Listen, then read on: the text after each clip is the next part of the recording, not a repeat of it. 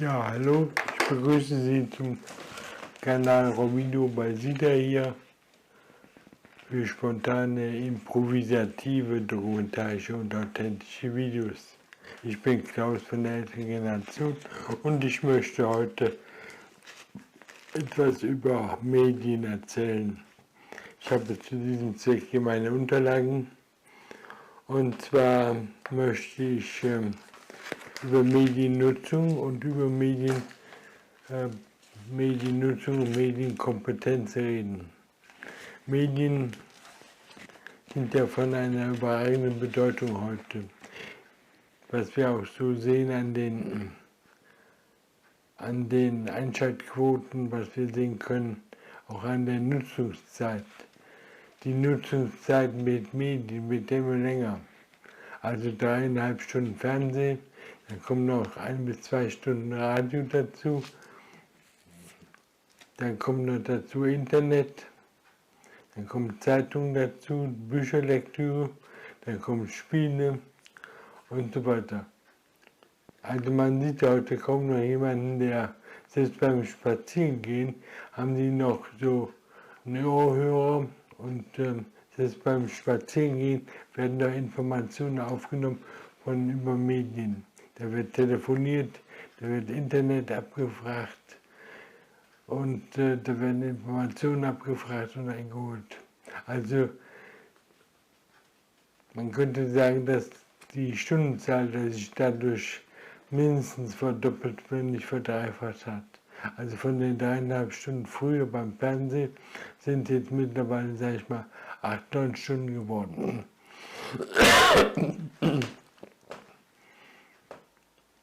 Manche haben auch den Fernseher den ganzen Tag laufen, das gibt es auch. Aber das ist vielleicht nicht unbedingt die Regel. Ja, also die Mediennutzung hat natürlich zugenommen und man fragt sich, warum ist das so? Wieso explodiert quasi die Mediennutzung jetzt zur Zeit mit der digitalen Wende? Und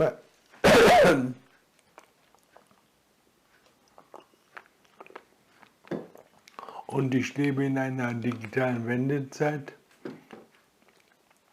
und da explodiert sozusagen die Mediennutzung. Auch bei mir.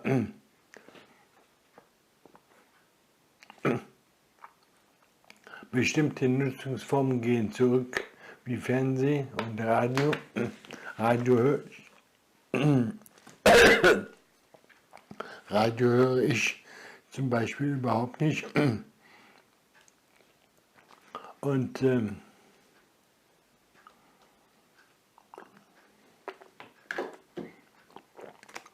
die Computernutzung geht auch hier zurück. Dafür nimmt die Tablet-Nutzung zu. Und dafür nimmt das Fernsehen nimmt ab von Filmen. Dafür nimmt jetzt der Streamingdienst da über Netflix zu, bei mir. Ja, die Frage ist also, warum hat die Mediennutzung einen derartigen Auftrieb bekommen? Woran liegt das? Und da gibt es natürlich verschiedene Gründe. Man kann die unterscheiden in den bedürfnisorientierten Ansatz. Also man fragt sich, welche Bedürfnisse werden durch Medien befriedigt oder ja. Und das sind dann auch die Gründe, die zur Mediennutzung führen. Da könnte man also sagen, dass ich zum Beispiel jetzt ein Bedürfnis habe nach Realitätsaufklärung, dass ich auch ein Bedürfnis habe nach Dissonanzreduktion, also Sachen, die einem so gegen den Strich gehen, die sich so widersprechen, dass man die möchte, die reduzieren irgendwie. Dann gibt es auch sowas wie einen Spieltrieb, dass man erstmal das also erkunden möchte und bestimmte Leute suchen auch nach einer Identität, nach Identitätsfindung. Die haben also ein Bedürfnis nach Identitätsfindung, vor allen Dingen so Jugendliche vielleicht. Und die suchen dann so Rollenvorbilder und finden die in bestimmten Serien. Und sagen dann, so möchte ich auch sein oder so möchte ich aussehen. Man könnte sagen, also die Sinneserregung und Action wird befriedigt.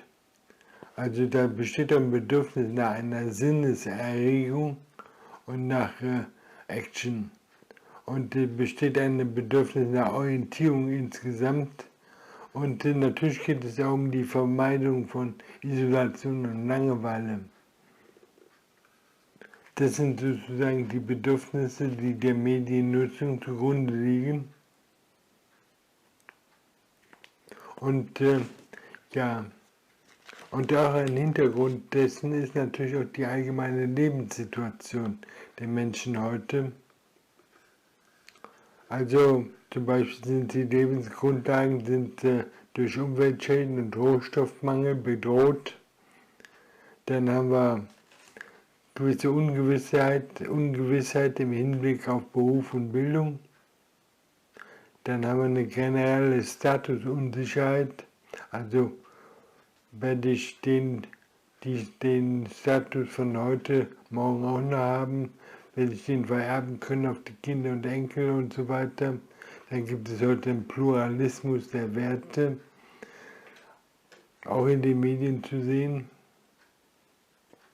Dann Unsicherheit im Hinblick auf familiäre Situationen, Vielfalt der Lebensformen und der sozialen Beziehungen, Patchwork-Familien zum Beispiel. Und dann gibt es immer multikulturelle Sichtweisen. Das alles führt natürlich dazu, dass wir ein Bedürfnis haben nach Realitätserklärung, nach Identitätsfindung, nach Dissonanzreduktion und den Spieltrieb und das Erkundungsverhalten möchten wir natürlich auch noch befriedigen. Wir brauchen einfach eine Orientierung und ja, und um Langeweile und Isolation zu vermeiden, brauchen wir natürlich auch eine Sinneserregung und Action. Also das sind sozusagen die Gründe, der Hintergrund für den gestiegenen Medienkonsum. Dann die Konsequenzen daraus sind, dass durch Mediennutzung entstandene Vorstellungen sind tief verankert und nur schwer zu ändern. Also was erstmal drin ist im Kopf, das geht so schnell nicht mehr wieder raus. Ja, man kann also sagen, dass das menschliche Handeln, jetzt kommen wir zur zweiten Sichtweise, das war gerade die bedürfnisorientierte, und jetzt kommen wir zur entwicklungsbezogenen Sichtweise. Also menschliches Handeln, könnte man in diesem Sinne sagen, hängt also ab von der Bedürfnislage, von der situativen Anforderung der Situation, in der der Mensch steckt, von dem Kenntnis- und Erfahrungszustand und von der sozial-kognitiven Niveau. Die situativen Anforderungen, die dem Menschen so aufliegen, haben wir gerade schon besprochen. Jetzt kommen wir zum intellektuellen Niveau, zu den Stufen.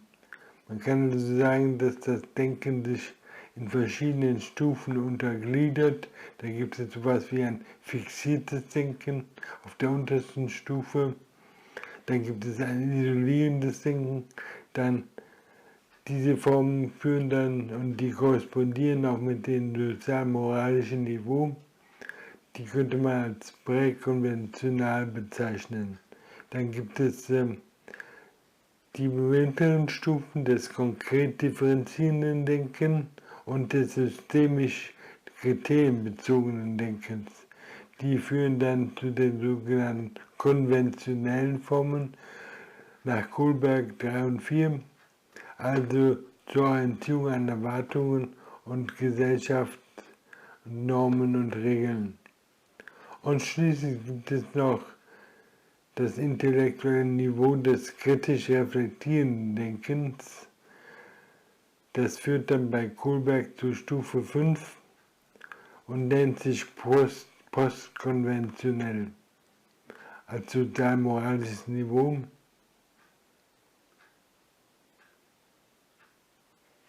Ja, das heißt also auch gesellschaftliche Regeln eines Staates, einer Gesellschaft sind hinterfragbar, sind reflektierbar und verstoßen dann vielleicht gegen die Menschenrechte, gegen übergeordnete Prinzipien, die wir so nicht akzeptieren. Die wir akzeptieren, aber in der konkreten Gesellschaft dann vielleicht ganz anders gehandhabt werden.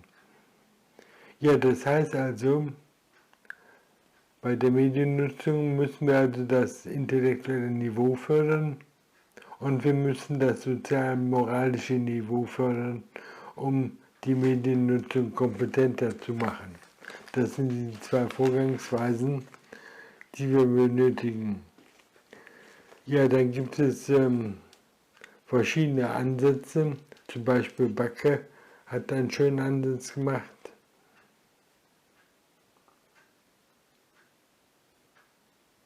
Von Fröhlich gibt es einen Ansatz, dann gibt es verschiedene Medienerziehungsstile, die gehe ich jetzt hier aber nicht ein, das dauert dann zu lange, sonst wird das hier zu umfangreich. Ja, also kommen wir mal zu der eigentlichen Sache, der Sozialkompetenz. Also um medienkompetent zu agieren, muss ich also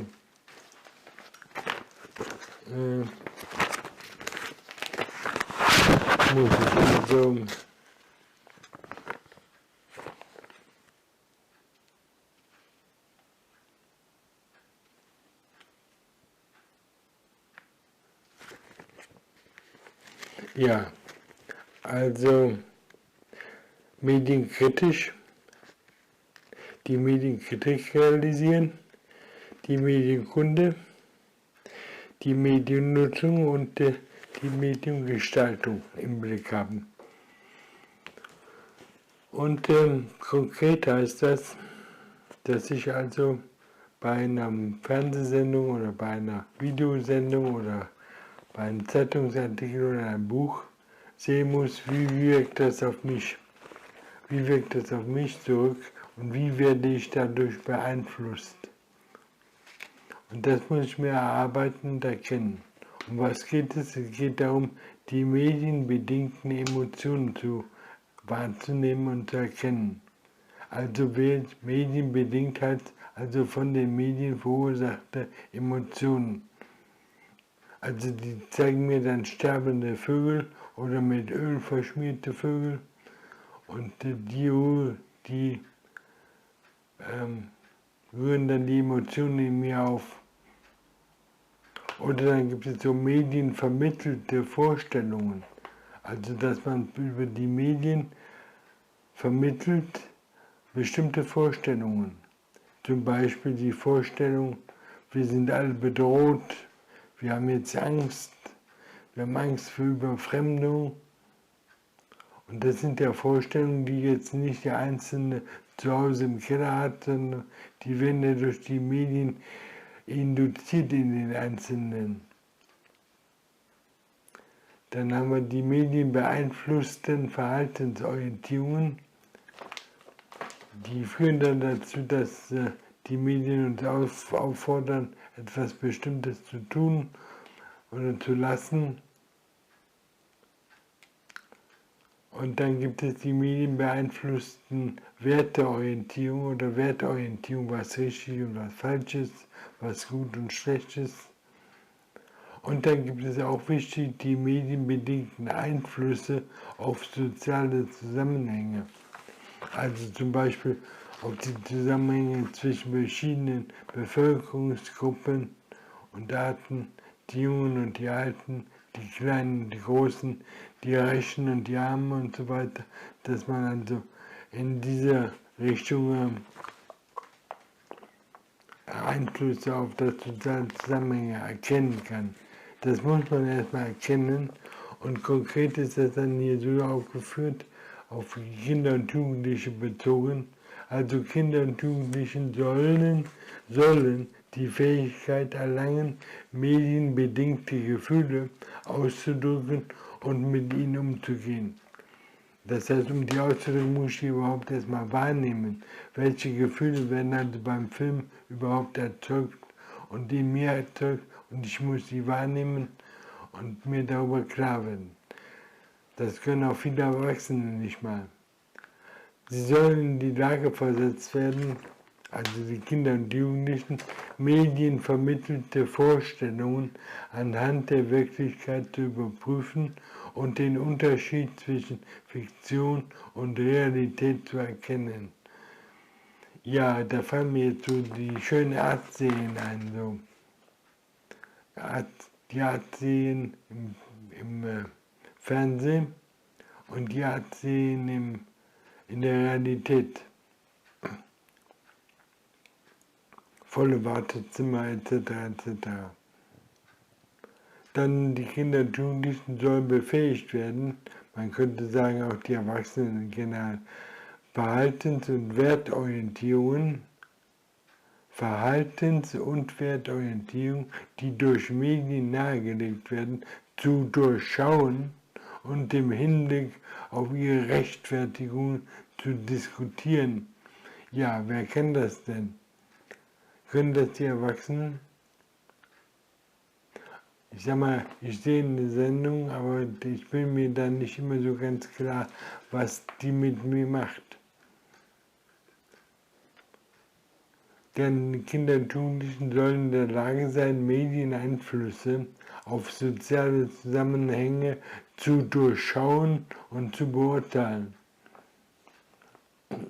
Ja, also was macht das mit der, wie wirkt sich Medien jetzt auf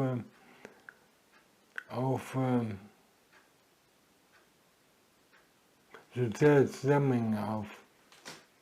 Also wenn man einen Film macht, zum Beispiel über Schüler, und stellt dann fest, ja, die haben nicht viel Lust zum Lernen und so, dann sind die natürlich auch frustriert. Und die Lehrherren schauen das auch und sagen, ja, solche Schüler wollen wir als Lehrlinge nicht haben und so. Und auf diese Weise wird natürlich auch das Zusammenleben erschwert. Und schließlich steht als letzter Punkt hier, Schüler und Jugendliche sollen Gestaltungsmerkmale von Medien bewusst wahrnehmen, insbesondere solche, durch die problematische Medieneinflüsse nahegelegt werden können. Also was sind Gestaltungsmerkmale von Medien? Was ist damit gemeint? Ja, das weiß ich selber nicht, da muss ich erstmal ein bisschen recherchieren. Ja, so viel mal von mir zum Thema Medien, weil mich das gerade hier umtreibt und weil das ja auch mit meinem YouTube-Kanal hier zu tun hat.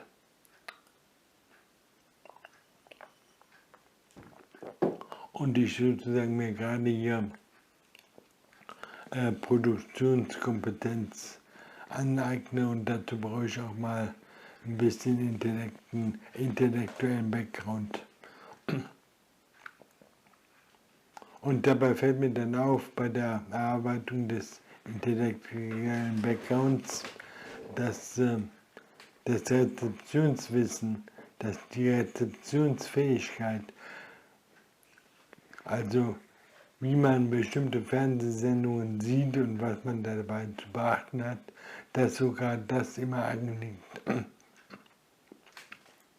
Also man braucht Rezeptionskompetenz und man braucht eine Produktions- oder Gestaltungskompetenz. Die beiden gehören zur Medienkompetenz.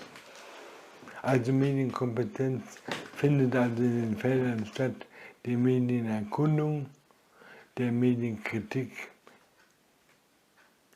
dann auf den Feldern der Mediengestaltung,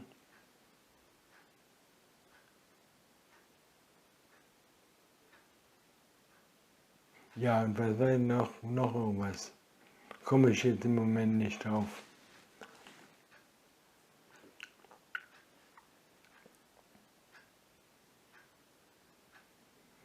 Ja.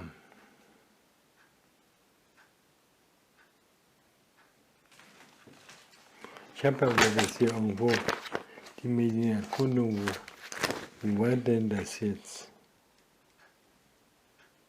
Bei der Mediennutzung, genau. Also wir haben die Medienkritik, die soll also analytisch, reflexiv und ethisch orientiert sein. Wir haben die Medienkunde, die soll eine informative und eine instrumentell qualifikatorische Dimension aufweisen. Wir haben die Mediennutzung, die rezeptiv oder interaktiv geschieht. Und die Mediengestaltung, die soll